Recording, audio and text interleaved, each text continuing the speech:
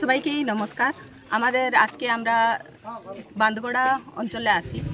বান্দগড়া অঞ্চলে কতজন এই যে দিদির উন্নয়নটা ঠিকঠাকভাবে বুঝতে পারেননি, তো বিজেপিতে চলে গিয়েছিলেন।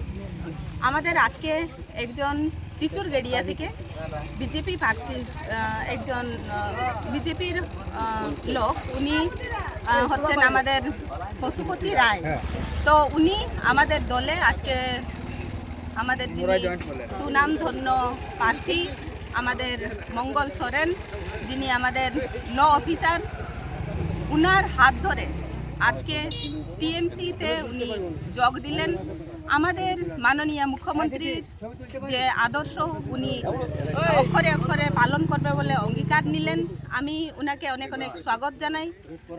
এবং খুব শুভ দিনে আজকে আমাদের মধ্যে আবার সর্বভারতীয় তৃণমূল কংগ্রেসের যোগদান করলেন আমাদের পশুপতিবাবু। উনি আগে ভারতীয় জনতা পার্টিতে ছিলেন। আজকে ওনাকে আমার তরফ থেকে স্বাগতম। এবং মামাটি মানুষের যে চিন্তাভাবনা থেকে উনি দূরে সরে যাননি, ওনাকে ভারতীয় জনতা পার্টির আদর্শে নিয়ে যাওয়ার চেষ্টা হয়েছিল, কিন্তু সেটা তিনি প্রত্যাখ্যান করেছেন।